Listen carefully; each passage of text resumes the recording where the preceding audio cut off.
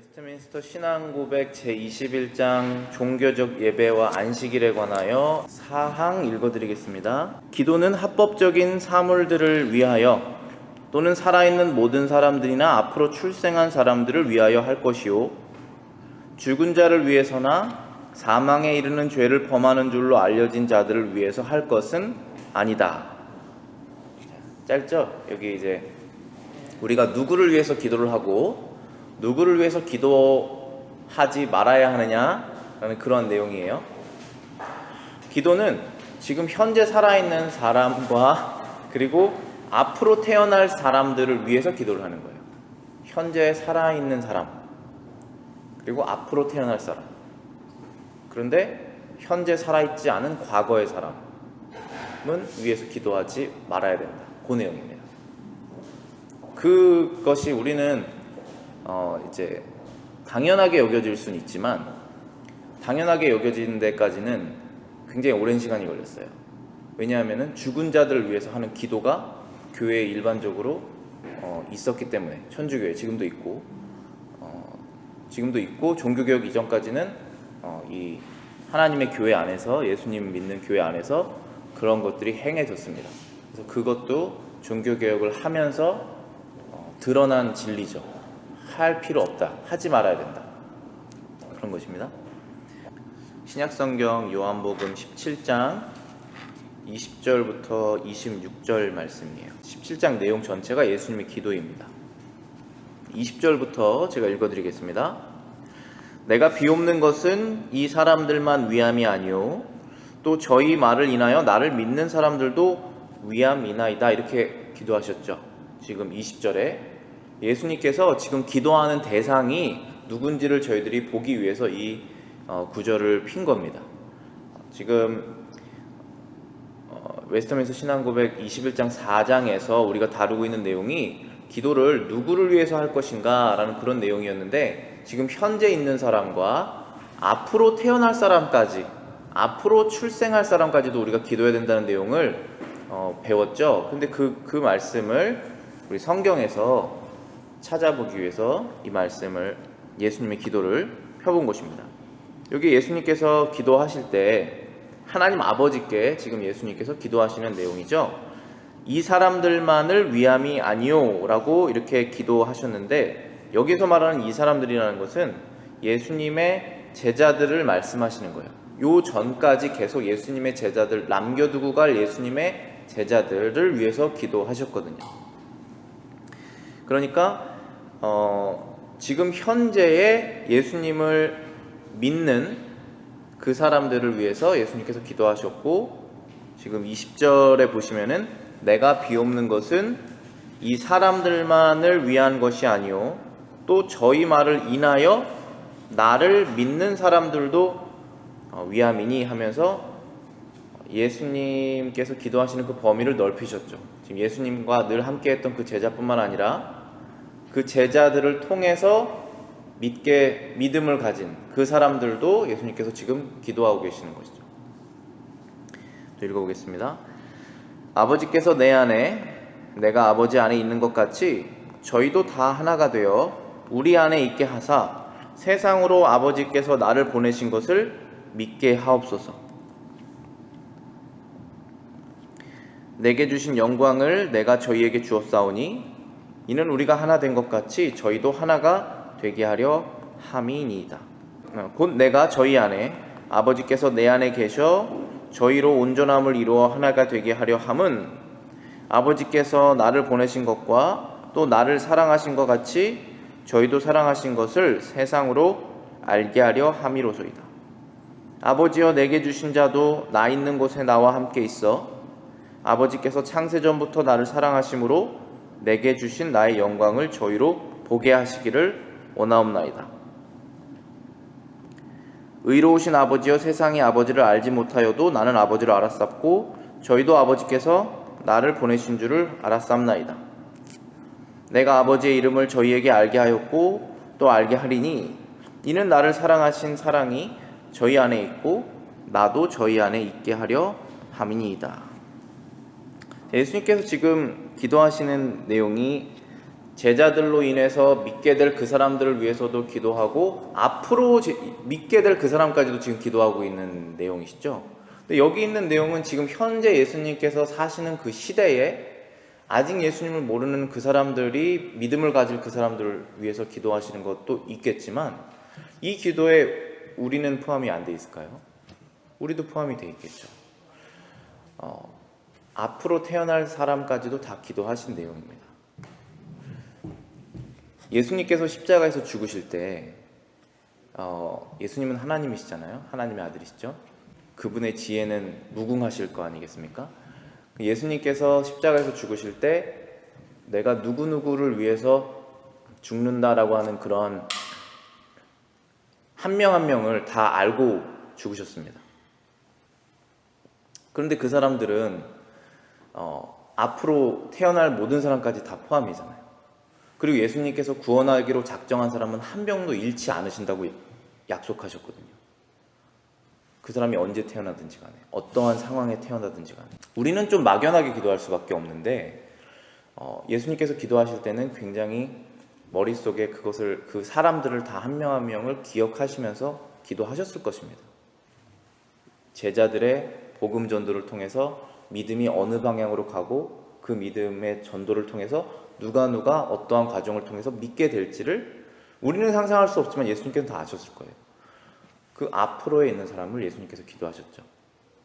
그래서 우리도 이러한 모습을 보고 내 때에 지금 현재 우리가 믿는 사람들을 위해서 기도하는 것도 중요하지만 앞으로 믿을 사람을 위해서 기도하는 것도 중요하고 해야 되는구나라는 것을 우리가 알게 되는 것이죠.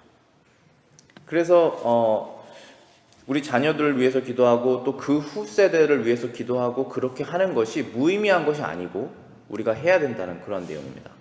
그러나 오늘 이 사항에서 다루고 있는 것이 살아있는 사람, 앞으로 출생할 사람들 위해서 기도를 하는 것은 맞지만 죽은 자를 위해서 기도하는 것은 할 것이 아니다 라고 얘기한 것입니다. 왜냐하면은 죽은 자를 위해서 기도할 필요가 없기 때문입니다. 죽은 사람들의 영혼을 위해서 우리가 기도할 필요가 없습니다. 근데 필요가 없다라고 하나님께서 알려주셨는데 우리가 기도를 하는 것은 옳지가 않다라는 것이에요. 왜냐하면 옳지 않은 이유 때문에 기도하기 때문에. 근데 로마 교회에서는, 로마 가톨릭에서는 죽은 자를 위한 기도를 가르쳤죠. 여기 프린트물 보시면은 2번의 A항을 보시면은 이런 내용이 있습니다. 불완전한 대부분의 그리스도인들은 연옥에 가서 천국에 들어가기 합당하게 될 때까지 머물러야 한다는 로마 교회의 가르침이 있었는데 그것은 거짓이다. 진리는 우리가 하나님의 말씀에서 찾는 것이고 거짓은 사람의 생각에서 찾아내는 것이잖아요. 하나님께서 말씀하시기를 그것이 아니다 라고 말했는데 사람들이 만들어낸 그것은 거짓이다 라는 것이죠. 그래서 연옥이라고 하는 그 장소가 상상 속에 있는 장소인데 그것을 이제 가톨릭에서 만들어낸 것이죠. 연옥을 영어로는 펄가토리라고 합니다.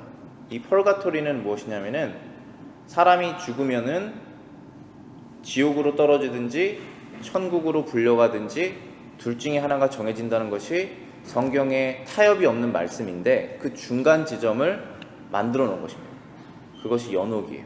근데 거기에는 누가 가느냐 하면 지옥에 갈 사람은 가지 않습니다. 이미 지옥에 떨어져야 될 사람은 떨어진다는 것이 그 카톨릭의 가르침이고 천국에 들어가야 되는데 불완전한 사람이 간다는 뜻입니다. 간다는 장소예요. 그래서 거기서 연단을 해서 그 시간이 얼마나 길지는 모르지만 연단을 해서 그 의로움이 채워지면 천국으로 들어간다는 개념을 만들었습니다. 근데 이 개념을 만든 것도 굉장히 악한 거예요. 제 생각에는. 왜냐하면 예수님께서 십자가에서 이루신 그 공로를 제로로 만들어버리는 거예요. 왜냐하면 사람이 자신의 의로움을 쌓아서 천국으로 들어갈 사람은 없잖아요. 그러면 자신의 구원자가 자기 스스로가 될 수밖에 없기 때문에 그렇습니다. 그래서 이 구원의 여부를 다 제로로 만들어버리는 가르침이에요. 왜냐하면 나의 의가 어느 수준에 쌓여야지 연옥을 거치지 않고 천국에 들어간다고 가르치기 때문에 그렇습니다. 그럼 우리가 의가 어떻게 쌓일 수가 있겠어요? 고행을 해야겠죠.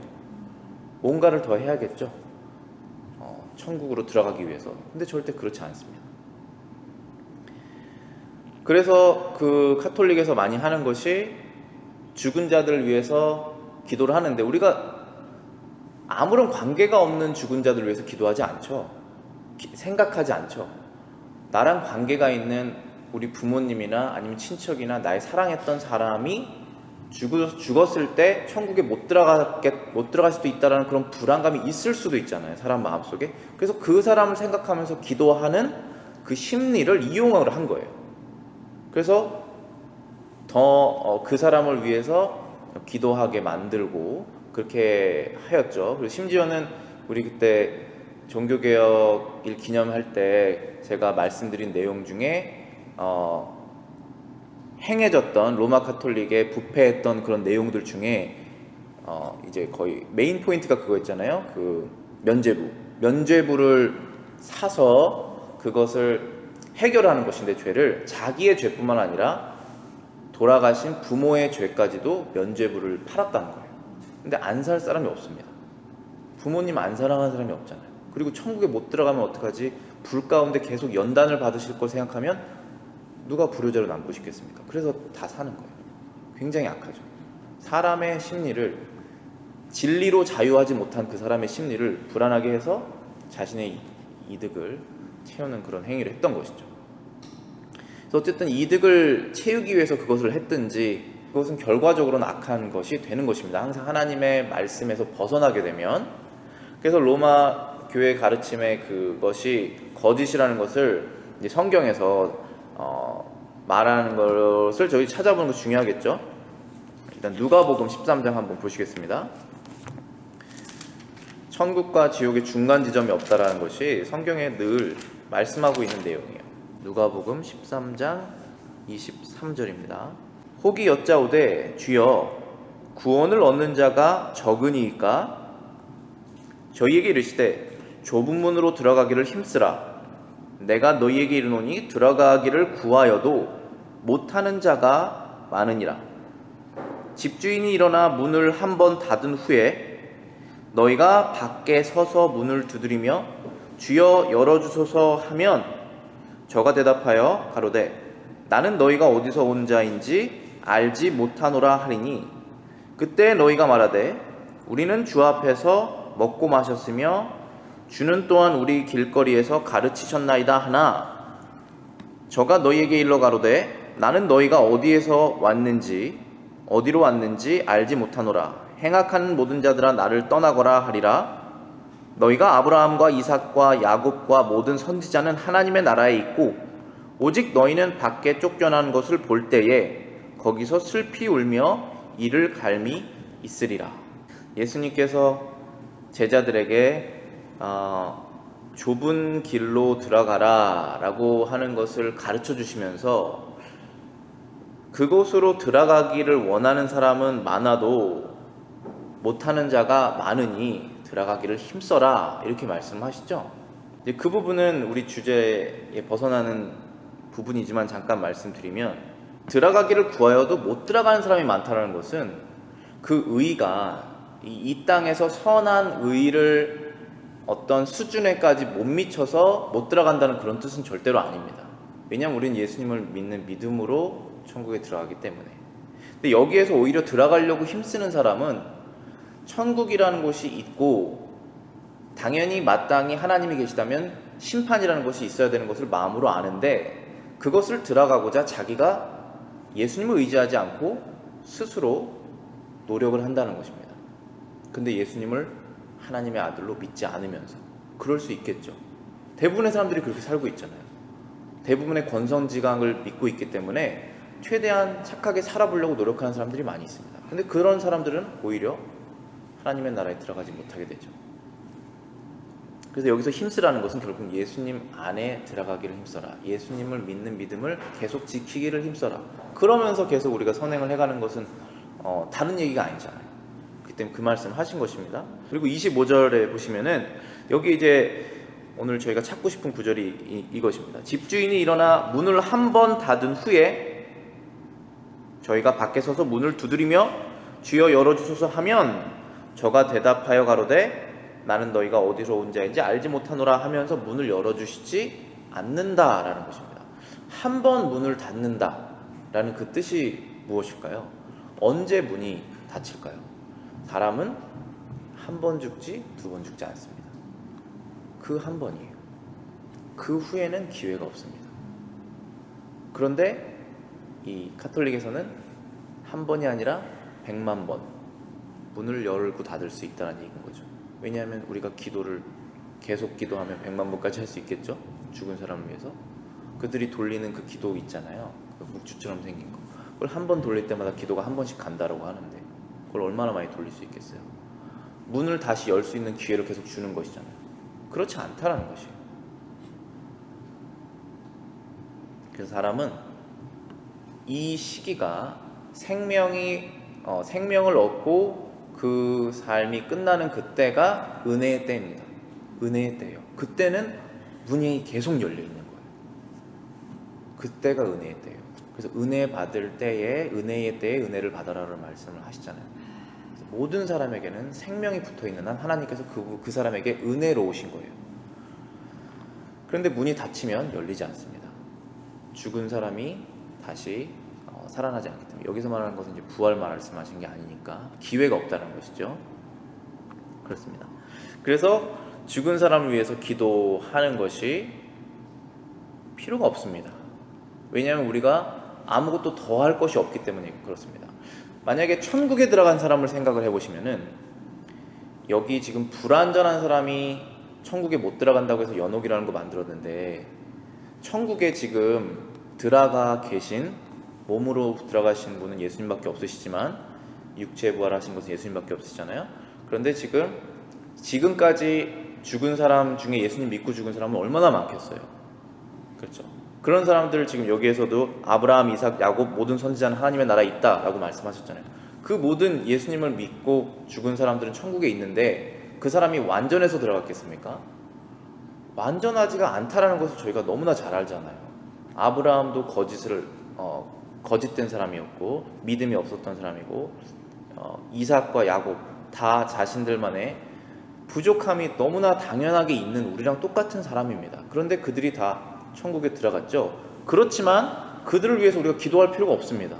왜냐하면 그들의 영혼은 완전해졌기 때문에. 성령으로 완전해졌잖아요. 천국에서는 죄를 짓지 않습니다. 천국에서 죄를 지으면 그건 천국이 아니죠. 그렇기 때문에 우리는 그들을 위해서 기도할 필요가 없습니다. 그렇죠. 그리고 두 번째는 지옥에 떨어져 있는 사람. 그 사람을 위해서 기도할 필요가 없습니다. 왜냐하면 기도를 해도 상황이 바뀔 가능성이 없기 때문에. 그리고 바뀌는 것이 정의롭지 않습니다. 왜냐하면 이 세상에서 가장 정의로우신 하나님께서 심판을 내리셨기 때문에 그거는 옳잖아요. 그것을 하나님보다 더 정의로운 사람이 바꿀 수가 없습니다. 그렇게 생각하는 것이 악이에요. 그래서 그것은 하지 않는 것이 맞고 또 하게 되면 잘못된 것일 뿐만 아니라 악하다라까지 말할 수 있는 것입니다. 그래서 이러한 것이 사실 너무나 우리는 늘 교회에서 살았기 때문에 당연하게 여겨지지만 이런 과도기들이 있었습니다. 그래서 우리나라도 예수님 믿는 사람들은 제사를 드리지 않는다라고 하는 그러한 엄청난 부딪힘이, 문화적인 부딪힘이 있었을 거 아니겠습니까? 1900년도 초반에 그 기독교 선교사들이 들어오시면서 지금 100년 정도 지나면서 얼마나 많은 문화가 바뀌었습니까? 할 필요가 없는 것, 하면 악하는 것들을 하나씩 끊어냈던 그런 100년이에요. 조선에서 지금 대한민국까지 가면서 거기에서 우리가 선진 서구 문명을 받아들여서 개선이 됐겠습니까? 이것이 해야 된다, 이것을 하지 말아야 된다라는 최종적인 진리를 아는 사람들이 많이 생겨나면서부터 그게 변화가 되는 것입니다. 이 문화라는 것은. 그래서 이 제사라는 것도 그래요. 거기에다가 우리가 절을 하는 것이 문화적으로 아니면은 그냥 부모를 사랑하는 마음, 조상을 섬기는 마음에서 그것이 괜찮다라고 말하는 부분이 있죠. 그것은 이제 굉장히 카톨릭적인데, 카톨릭에서는 제사도 허용하죠. 왜냐하면 거기에서는 모든 문화를 그냥 다 받아들여 버리기 때문에. 그렇지만 성경적으로는 그것이 옳지 않다라는 거예요. 왜냐하면 우리가 사랑하는 할아버지 할머니 조상들은 이미 천국으로 들어가셨으면 들어가신 것이고, 만약에 들어가지 못하고 지옥에 갔다면 하나님의 공의로운 심판이 이루어졌기 때문에 우리가 더 이상 할 수 있는 것이 없어요. 그리고 그들이 우리 옛날 동양 사상처럼 구천에 떠돌아다니지도 않아요. 확실하게 묶여 있어요. 천국이든 지옥이든. 그런 상태이기 때문에 할 필요가 없는 것이고, 또 그들이 천국에서 우리에게 복을 줄 수도 없고 지옥에서 우리에게 나쁜 일을 할 수도 없습니다. 그렇기 때문에 할 필요가 없는 것이죠. 그래서 이제 그리스도인들은 그것을 알기 때문에, 그것을 자기가 발견해낸 것이 아니라 성경에서 말씀하고 있는 진리라는 것을 알았기 때문에 제사를 드리지 않는 것입니다. 하나님께서 그걸 원하시지 않기 때문에. 그리고 오히려 이제 대신에 모여서 우리가 하나님을, 만약에 돌아가신 분이 확실한 믿음이 있는 것을 우리가 안다면 너무나 기쁘게 그분의 있는 장소를, 천국을 기억하면서 우리가 그분의 신앙을 기리겠죠. 우리도 같이 그곳에서 다시 만나야겠다. 그렇죠? 그런 걸 하는 것이죠. 오히려 믿지 않는 부모님이 돌아가셨을 때는 어려운 부분이겠죠. 그거는 저는 확실히 믿는데 우리 부모님이 안 믿으셨다 그러면은 지옥에 있는 부모님 우리가 생각하면 할수록 슬프겠지만 그것은 사실인 거죠. 사실이죠. 그래서 오히려 하나님께서 우리와 우리 남아있는 사람들에게 천국에 들어갈 길을 주시길 바라며, 또 아니면은 돌아가신 그분이 그래도 하나님의 은혜 가운데 여기에서 우리에게 주신 그런 좋은 추억들을 기억할 수는 있겠죠. 그러나 더 이상 할 수 있는 것은 없어요. 장례식을 인도하는 목사님들의 설교를 제가 이제 미국 장례식을 가면서 많이 참석하게 되는데 정말 확실하게 말씀하세요. 그 남아있는 가족들을 위로하기 위해서 거짓말을 하지 않아요. 그게 남아있는 사람들을 위해서 할 도리예요. 거짓 희망을 주지 않습니다. 그런데 거짓 희망을 주는 목사님도 있었어요. 제가 갔을 때 한국 목사님 중에. 저는 그렇게 하면 안 된다고 생각해요. 다른 방법으로 위로할 수 있다고 저는 생각을 합니다. 하나님께 신실하면서. 그리고 그 사람들을 사랑한다면 그렇게 말하면 안 된다고 저는 생각을 해요. 그렇기 때문에 우리가 이 진리를 아는 것이 얼마나 우리를 자유롭게 하며 듣는 사람도 자유롭게 하며 하나님 앞에서 우리가 자유로운지 알게 되는 것입니다. 그래서 죽은 사람을 위해서 우리가 할 수 있는 게 없습니다. 기도도 할 필요가 없다는 것입니다. 그 다음에 4항에 보시면 이런 내용이 있습니다. 우리가 기도해야 되지 말아야 할 대상이 죽은 자뿐만 아니라 현재 살아있는 사람 중에서도 몇몇이 있다, 그런 내용이 있어요. 이건 정말 어려운 부분인데 여기 여러 가지 성경 구절을 조합을 해서 낸 결론이 사망에 이르는 죄를 범한 줄로 알려진 자들을 위해서는 기도할 것이 아니다, 그런 내용이 있어요. 웨스트민스터 신앙고백 21장 4항 끝부분에. 제가 영어로도 읽어드릴게요. For those of whom it may be known that they have sinned the sin unto death. 사망에 이르는 죄를 지은 사람들로 알려진 그 사람들에 대해서는 우리가 기도하지 말아야 된다라는 내용입니다. 네, 그러면은 이제 몇 구절 저기 찾아보실게요. 요한 1서 한번 보시겠습니다. 신약성경 뒤쪽으로 가시면은 요한 1서가 있습니다. 5장 16절부터 17절입니다. 누구든지 형제가 사망에 이르지 아니한 죄 범하는 것을 보거든 구하라. 그러면 사망에 이르지 아니하는 범죄자들을 위하여 저에게 생명을 주시리라. 사망에 이르는 죄가 있으니 이에 대하여 나는 구하라 하지 않노라. 모든 불의가 죄로 돼 사망에 이르지 아니하는 죄도 있도다. 제가 지금 요한 1서를 쓴 사람은 사도 요한이죠. 예수님과 함께 지냈던 사도 요한. 근데 이 성경을 사도 요한이 썼지만 이 성경은 누가 말씀하신 겁니까? 사도 요한 안에서 역사하시는 하나님의 영이 말씀하신 것이죠. 이것은 진리예요. 사도 요한이 서제스천을 한 게 아니에요. 하나님께서 우리에게 말씀하시는 그 말씀의 내용인데, 사도 요한이 하나님께서 그를 통해서 이런 말씀을 하시는 것입니다. 형제가, 여기서 형제는 피가 섞인 형제를 말하는 것이 아니죠. 예수 그리스도의 피로 묶여진 형제를 말하는 것입니다. 세례교인이죠. 한 교회의 교인이죠. 그 형제를 말씀하시는 거예요. 형제 중에, 형제가 죄를 짓죠. 여러 가지 우리가 죄 가운데 빠질 수 있잖아요. 그런데 공개적인 죄가 있을 수도 있습니다. 그럼 굉장히 슬픈 것이죠. 그런데 그것이 사망에 이르는 죄가 있고 사망에 이르지 않는 죄가 있다는 것입니다. 대부분 사망에 이르지 않는 죄라고 저는 생각합니다. 그래서 회개할 수 있는 가능성을 하나님께서 열어두시는 것이죠. 그 형제도 공개적인 큰 범죄를 저질렀음에도 불구하고, 교회에 큰 타격을 줬음에도 불구하고 그것이 지옥으로 떨어질 만한 그런 죄는 아니다. 그럼 그 사람들을 위해서 뭘 해야 되냐? 기도를 하라는 거예요. 그래서 돌아올 수 있게. 그럼 형제를 구하는 것이잖아요. 한 생명보다 더 귀한 게 어디 있어요? 우리가 할 수 있는 것 중에 가장 귀한 것이잖아요. 그것도 그 유효가 일시적으로 끝나는 게 영원히, 우리가 한 일이 영원히 남는 것이잖아요. 그것을 위해서 기도를 하라는 것인데, 여기서 사도 요한이 하나님께서 그를 통해서 하시는 말씀이, 사망에 이르는 죄가 있는데 이에 대하여 나는 기도하라라고 말하진 않겠다, 이렇게 말씀하셨어요. 그럼 이 죄가 무엇이냐라고 아는 것이 중요하겠죠. 그래서 지금 이 웨스트민스터 신앙고백 21장 4항에서 내용에 보시면은, 사망에 이르는 죄를 범한 줄로 알려진 자들을 위해서는 할 것이 아니다 라고 나와 있는 부분이 바로 이 구절 때문에 그렇게 쓴 것입니다. 그런데 이 사망에 이르는 죄라는 것이 무엇이냐라는 것은 사실은 여러 의견이 있을 수 있습니다. 그러나 우리가 그런 것이 무슨 죄이겠구나 라고 마음속에 어느 정도 알 수 있도록 말씀하신 구절들은 있어요. 그래서 이 구절들을 제가 한두 개 소개시켜 드릴 테니까 여러분들이 마음속에서 담으시고 스스로 한번 생각을 해보세요.